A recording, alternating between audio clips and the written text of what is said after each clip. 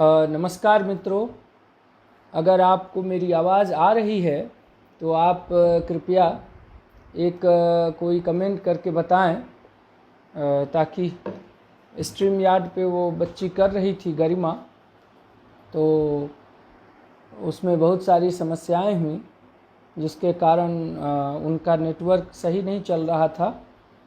तो उन्होंने मेरे से इसको सीधे सीधे बुला लिया, पता नहीं इसको फेसबुक लाइव पे बुलाया। हाँ, चितेश कुमार जी कह रहे हैं स्वागत, ठीक है। तो मैं जहाँ पे था वहीं से शुरू करता हूँ, मैं शुरू से शुरू करता हूँ।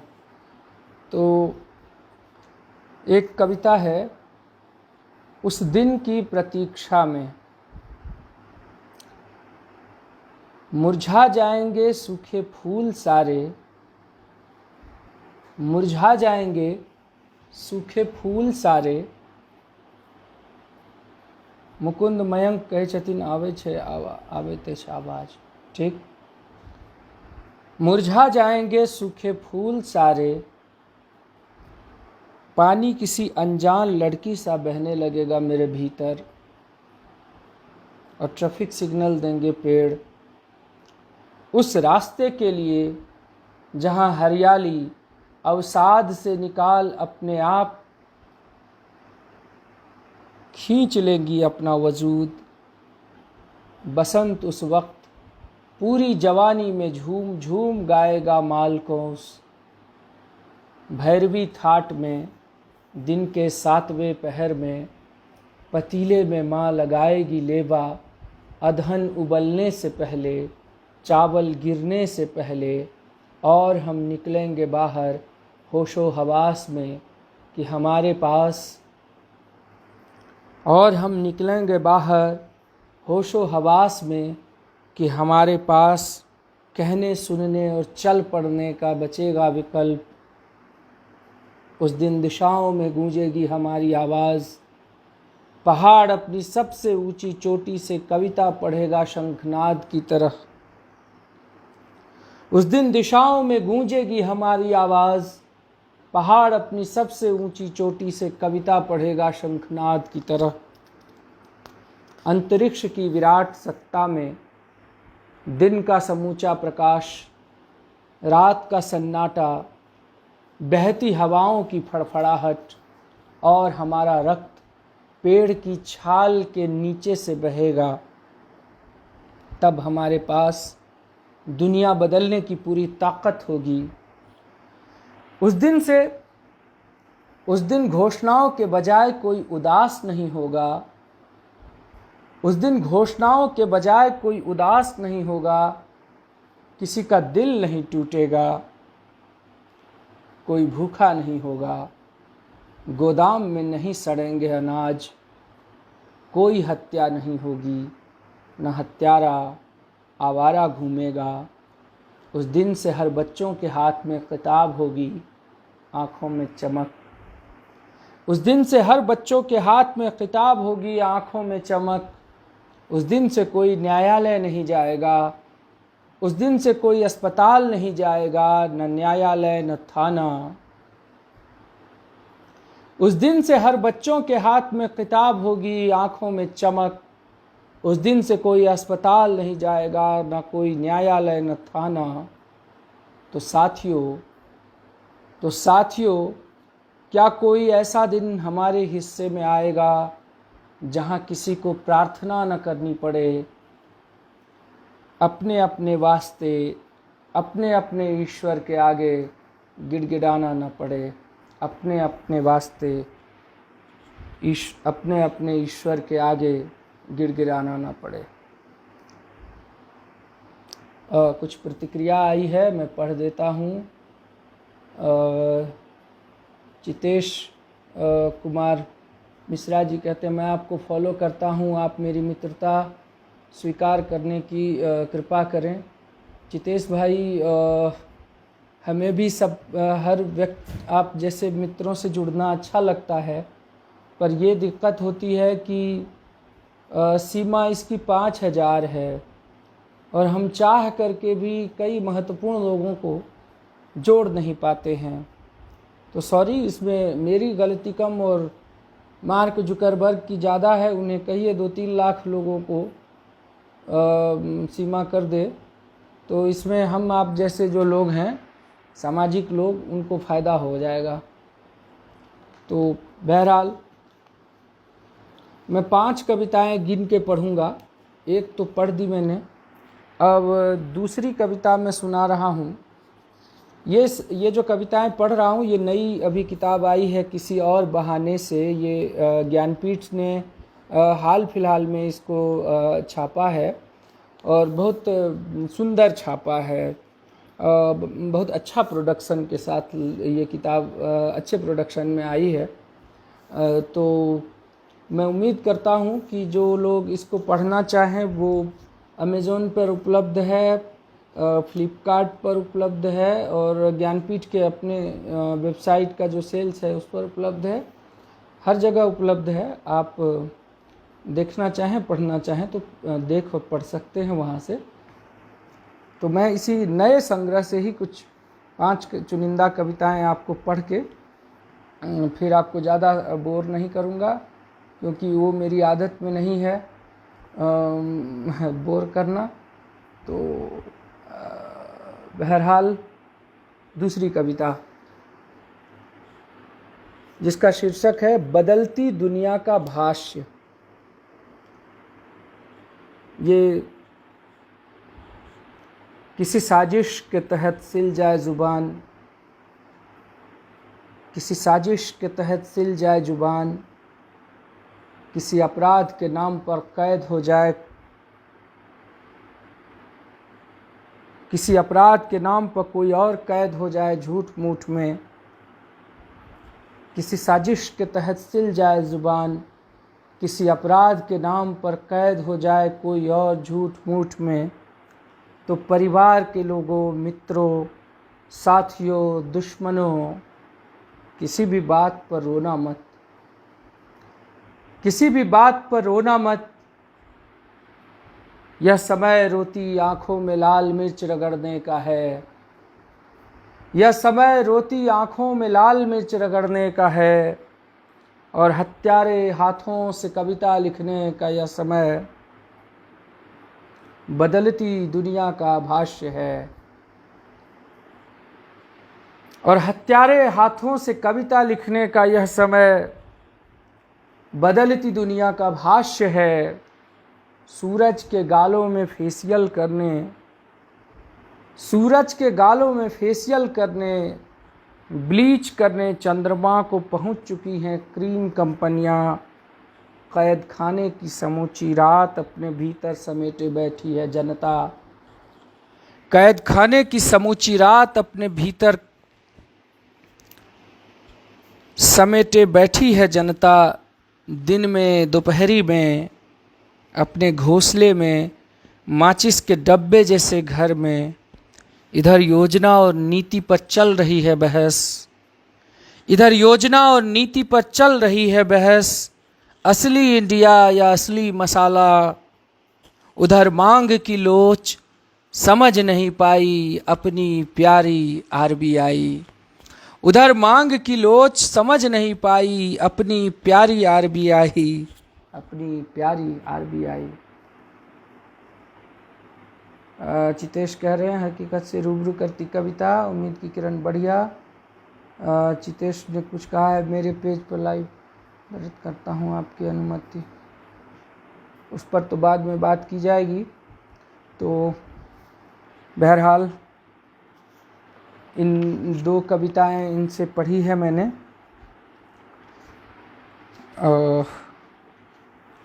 एक कविता है जिसका शीर्षक है आत्मज्ञान।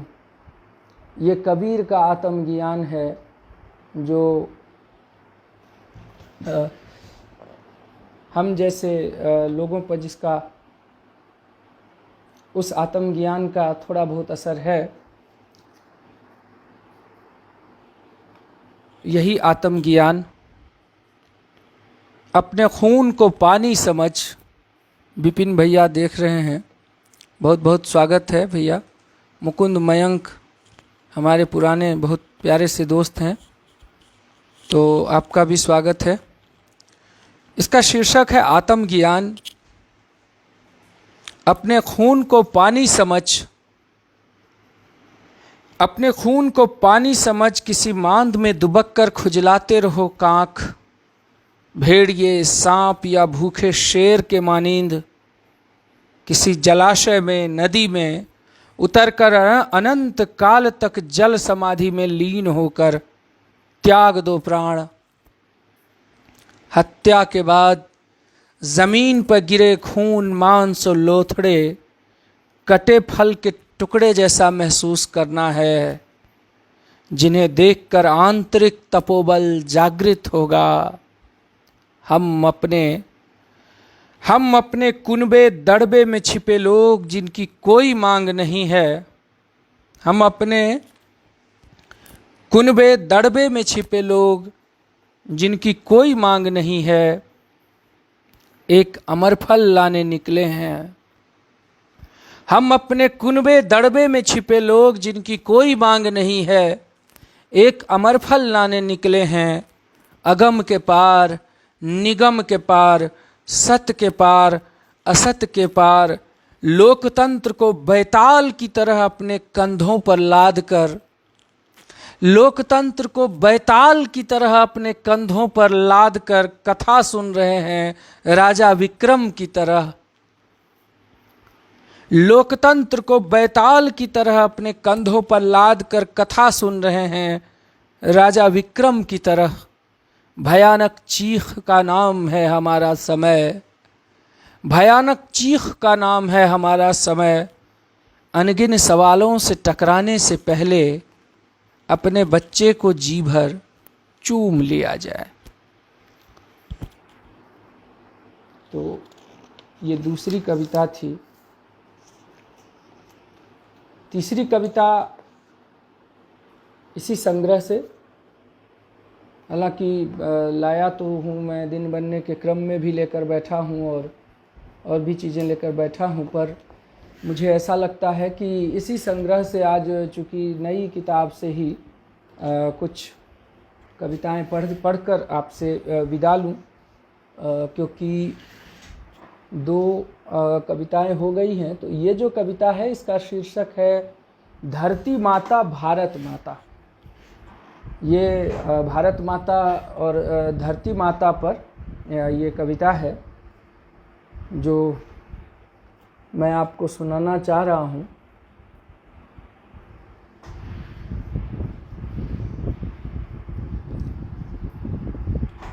धरती माता भारत माता दरअसल में लोहिया जी की एक किताब है। तो ये कविता, इस कविता का शीर्षक उसी लोहिया जी की किताब से ली गई है, शीर्षक वहीं से लिया गया है। और कविता में भी हमने लोहिया जी को समर्पित एक तरह से किया है, और उसमें लिखा भी है कि लोहिया जी से क्षमा याचना सहित। तो ये कविता सुनिए, आपको अच्छी लगेगी।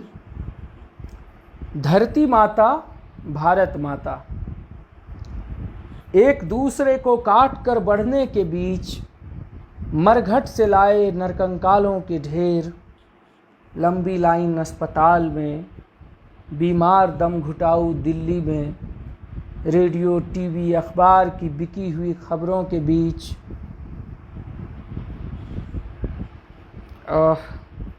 एक दूसरे को काट कर बढ़ने के बीच मरघट से लाए नरकंकालों के ढेर। लंबी लाइन अस्पताल में, बीमार दम घुटाऊ दिल्ली में, रेडियो टीवी अखबार की बिकी हुई खबरों के बीच, गौरव गान के बीच, कहीं धीमी रफ्तार में रेंगती गाड़ियाँ, कहीं तेज़ रफ्तार। इनर सर्कल की चकमक, आउटर सर्कल फुटपाथ पर सपरिवार रहते असंख्य बेघर लोग, प्लास्टिक तिरपाल में, झुग्गी झोपड़ी में, north Avenue, south Avenue, Lok Sabha, Rajya Sabha या सफ़र करते अनथक मेट्रो बस यात्री। किसी को मालूम है इन बेघरों का नाम और अता पता, नागरिकता, तरह तरह की बातें, तरह तरह के संदेह। ये बांग्लादेशी हैं, नहीं नहीं बिहारी हैं। ये बांग्लादेशी हैं, नहीं नहीं बिहारी हैं। मुसलमान हैं, नहीं दलित हैं। ये भीख मांगते हैं। इनका बहुत बड़ा गैंग है। ये भीख के पैसे से खरीदते हैं ड्रग्स, और महिलाएं हमेशा गोद में शिशु को लेकर मांगती है भीख। बच्चा रोता नहीं कभी, बच्चा रोता नहीं कभी। जब भी रोता है लोग कहते हैं माँ नस में सुई चुभो देती है।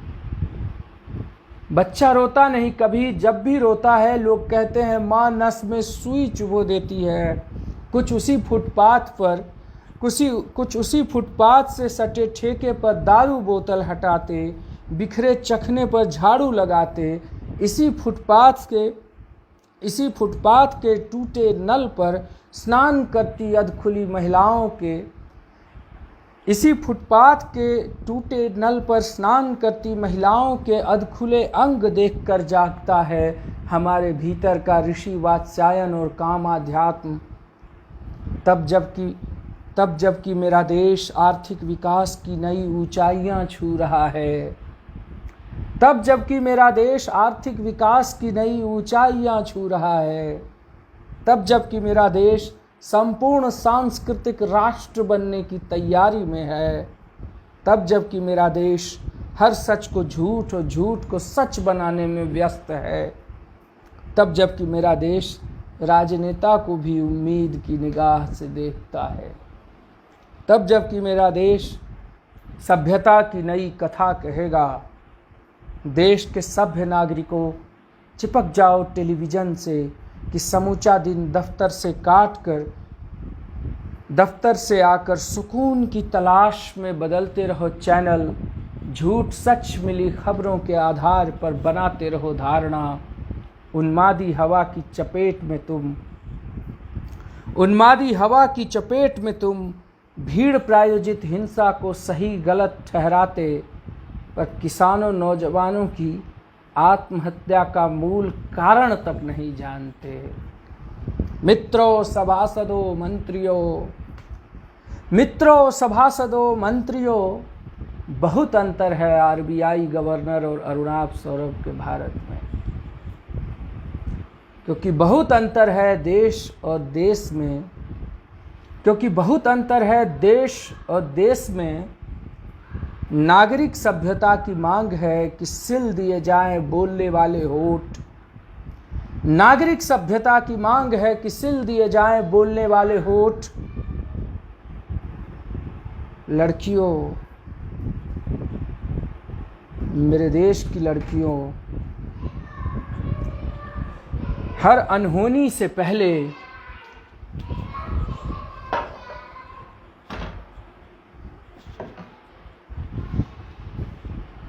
लड़कियों, मेरे देश की प्यारी लड़कियों, हर अनहोनी से पहले लोहे के मुखौटे से ढक लो चेहरा। लोहे के मुखौटे से ढक लो चेहरा, लोहे के हिजाब में समेट लो देह, कि किसी हमलावर के तेजाब से न झुलसे, कि दरिंदों के हाथ न नुचे तुम्हारे मांस का लोथड़ा। आग होना है तुम्हें कि झुलस जाए अनचाही छुअन से अपरिचित हाथ। कुछ लोग गला फाड़ कर चीख रहे हैं, कि फर्क अब मिट गया है मनु के विधान और अंबेडकर के संविधान में। और हर राज्य में सताए जा रहे हैं अंबेडकर असंख्य मनुओं द्वारा। रोज नई व्याख्या, रोज नया अर्थ, रोज नई व्याख्या, रोज नया अर्थ, रोज नया राष्ट्रवाद, रोज नया राष्ट्रद्रोह। ओ भारत माता, तुम ही कहो किससे पूछूं तुम्हारी परिभाषा। किस औरत की आत्मा में जा छिपी हो ग्राम वासिनी माता। दिल्ली में रहती हो कि चिल्का में, दिल्ली में रहती हो कि चिल्का में, दलाल स्ट्रीट में या नंदन कानन में, बॉलीवुड में, नोएडा फिल्म सिटी में, किस औरत की आत्मा में जा छिपी हो ग्राम वासिनी माता, दिल्ली में रहती हो कि चिल्का में, दलाल स्ट्रीट में या नंदन कानन में, बॉलीवुड में, नोएडा फिल्म सिटी में, मणिपुर में, दंतेवाड़ा में, सिंगूर में, सेवाग्राम में या हम्पी में, सम्राट हर्षवर्धन की प्रेमिका हो या सम्राट बृहद्रथ की व्याहता, पुष्यमित्र शुंग की पत्नी या राजेंद्र चोल की, यत्र तत्र सर्वत्र तुम ही हो भारत माता। कलेजे पे हाथ रखकर कहो मेरी माँ, कलेजे पे हाथ रखकर कहो मेरी माँ, क्या सचमुच तुम्हें अल्पसंख्यक बौद्धों का कटा हुआ मस्तक प्रिय है, या पारिजात पुष्प या कोई कौस्तुभ भूषण। रात के तीसरे पहर में, रात के तीसरे पहर में हर घर में सुबक सुबक कर रो रही है। रात के तीसरे पहर में हर घर में, रात के तीसरे पहर में हर घर में जाग रही सुबक सुबक कर रोती हुई भारत माता, तुम्हें मेरे पिता ने, मेरे भाइयों ने डांटा है, पीटा है, प्रताड़ित किया है।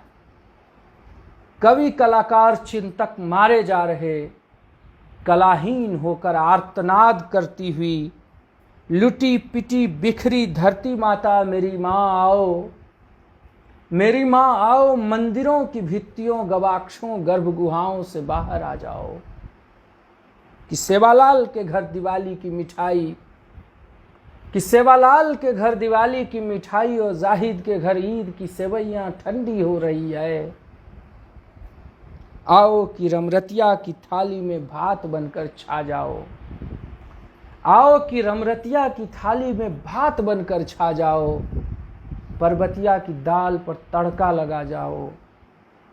आ ही जाओ माता कि हत्या और आत्महत्या से पहले, आ ही जाओ माता कि हत्या और आत्महत्या से पहले बेरोजगारों के घर उम्मीदों के दिए जलाने हैं। शुक्रिया। तो ये 3 कविताएं थीं।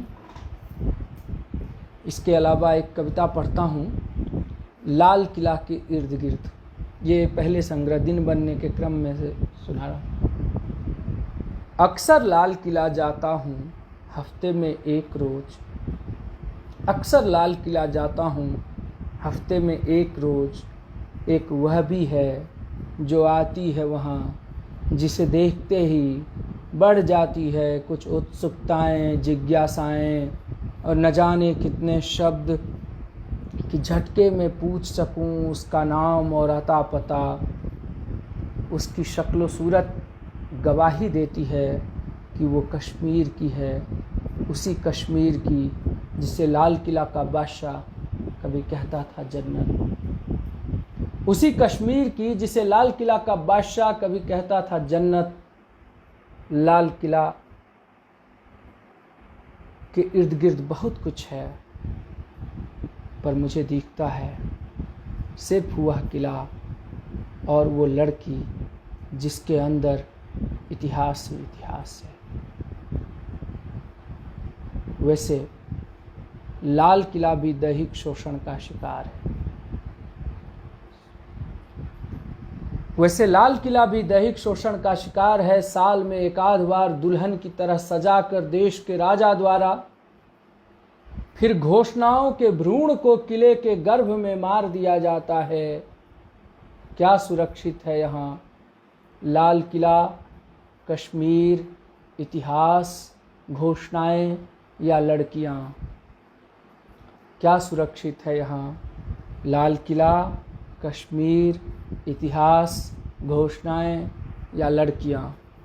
चितेश कुमार मिश्रा, मैं कोई एक रस की कविता नहीं लिखता, वो सारे, मैं नवरस का आदमी हूँ। तो वीर रस की कविता, इसमें मेरे में सब रस मिलेगा आप, और मैं वो फर्जी किस्म से वीर रस और श्रृंगार रस में नहीं बांधता कविताओं को, वो सीमांकन गलत है, और वो इसलिए मैं वो नहीं सुना सकता आपको, क्योंकि मैं किसी एक रस में या किसी एक अलंकार में या एक चीज़ में बांध के नहीं रहता हूँ। कवि का मिजाज खुला मिजाज होता है और उसको खुले मिजाज में होना चाहिए अगर वो कविता लिखेगा तो आप करिए, माफ़ करिए, मैं वीर रस या श्रृंगार रस या इस तरह से मैं नहीं लिखता। तो ये मेरे ख्याल से 4 कविताएं हो गई, और एक अंतिम कविता आपके बीच में सुना करके इस चीज़ को, आज की इस गोष्ठी को समाप्त करना चाहूँगा। बहरहाल एक दुखद खबर ये रही कि आज मैथिली भाषा के चिरपरिचित विद्वान और हम सब के मतलब मुझे अभी सूचना मिली है, लेकिन राजनंदन लाल दास जी के बारे में बहुत दुखद है। तो लंबे समय तक उन्होंने कर्णामृत जैसी पत्रिका का संपादन किया है। तो खैर जैसा भी, अगर हम तो कहते हैं कि ये खबर सच ना हो और राजनंदन जी दीर्घायु हों, लेकिन शायद ऐसा संभव नहीं हुआ। तो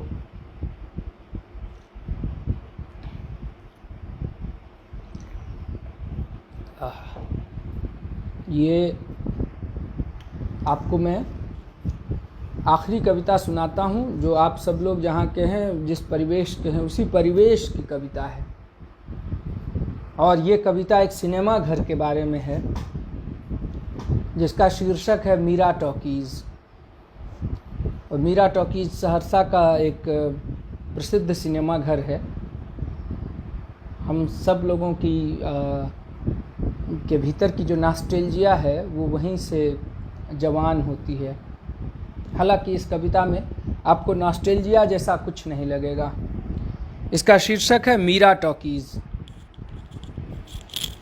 बेसहारे की लाठी नहीं, स्कूल की उबाऊ क्लास नहीं, वहाँ सिर्फ आनंद बरसता है। बेसहारे की लाठी नहीं, स्कूल की उबाऊ क्लास नहीं, वहाँ सिर्फ आनंद बरसता है। भीड़ भक्कड़ धूल धक्कड़, बस ट्रक की हाय हाय से हाँफते खांसते मेरे उसी शहर सहरसा में। भीड़ भक्कड़ धूल धक्कड़, बस ट्रक की हाय हाय से हाँफते खांसते मेरे उसी शहर सहरसा में। जो निस्तेज चेहरे की झुर्रियाँ और झक सफ़ेद बालों वाली बूढ़ी अम्मा की तरह, जिसका बेटा जनसेवा एक्सप्रेस पकड़कर पंजाब गया है कमाने। और अब उंगलियों पर गिने जा सकते हैं नौजवानों के नाम, और अब उंगलियों पर गिने जा सकते हैं नौजवानों के नाम। उसी शहर में स्टेशन और बस स्टैंड के बीच 2 द्वारों के बगल में प्रशांत टॉकीज़, मीरा टॉकीज़। प्रशांत टॉकीज़, मीरा टॉकीज़, जैसे गंगा जमुनी तहजीब। पोस्टरों से पटी दीवार पर, पान की पीक से पटी सड़कें, टिमटिमा कर जलते वेपर लाइट की रोशनी में मिरमिराए रोगी सा सुस्ताया शहर है, जो शहर जो बन न पाया कभी, शहर जो बन न पाया कभी। शहर सा, थोड़ा गांव थोड़ा कस्बा सा, थोड़ा शहर जो बीमारियों से लड़ता है, थोड़ा बेरोजगारी का मारा आवारा घूमता है, थोड़ा मीर टोला होकर महिला कॉलेज के गेट पर पहुंच जाता है और लड़कियों पर फब्तियां कसता है। और जो बच गया भांग के नशे में धुत है, या रक्त काली मंदिर के आगे गांजा कश लेकर घंटा ध्वनि सुनकर जीता है। बस्ती से आगे अजान के स्वर पर या मिहिदास सत्संग पर कान देता है। कुछ न कुछ सुनकर ही जागता है यह शहर, और जब जागता है रिफ्यूजी कॉलोनी से होकर महावीर चौक होते हुए खिरयाही की तरफ भागता है। वहाँ नई नवेली वेश्याओं का दाम पता करता है। मेरे उस शहर की पहचान है 2 सिनेमा घर, उनमें से एक मीरा टॉकीज़, जहां अनजान चेहरे को घुप अंधेरे में टॉर्च दिखाकर सीट बताता टॉर्चमैन, जहां अनजान चेहरे को घुप अंधेरे में टॉर्च दिखाकर सीट बताता टॉर्चमैन, जिसकी गोल रोशनी की गोलाइयां भर गोल है पृथ्वी हमारी, सिल्वर स्क्रीन भर रंगीन है ये दुनिया, खड़खड़ाते पंखे भर है संगीत, और कान फाड़ू सीटी से सी सी करती है मीरा टॉकीज़। आधुनिकता का ककहरा, फैशन का पाठ, आधुनिकता का ककहरा, फैशन का पाठ इस शहर ने बम्बईया फिल्मों से सीखा है और गुप्त ज्ञान मॉर्निंग शो से। आधुनिकता का ककहरा, फैशन का पाठ इस शहर ने बम्बईया फिल्मों से सीखा है और गुप्त ज्ञान मॉर्निंग शो से, जिसकी गवाही देती है मीरा टॉकीज़। फिल्में बदलती गईं, हमारा समय बदलता रहा, लोग बदलते रहे। शो के लिए लंबी लाइनें, ब्लैक टिकट, लाठीचार्ज, मारपीट होते रहे। मुश्किल से दिखता है अब हाउसफुल का बोर्ड, मुश्किल से दिखता है अब हाउसफुल का बोर्ड। मल्टीप्लेक्स बनने तक जितनी बच जाए इतना है इन दिनों कि शहर की बढ़ती चमक दमक में थोड़ी और चमक गई है मीरा टॉकीज़। शुक्रिया, धन्यवाद। अब मैं एक बार आपके कमेंट्स को लेता हूँ। ज़्यादातर तो चितेश जी ने ही लिखा है, अजीत आज़ाद जी ने भी वो किया है जी। विपिन भैया देख रहे हैं तो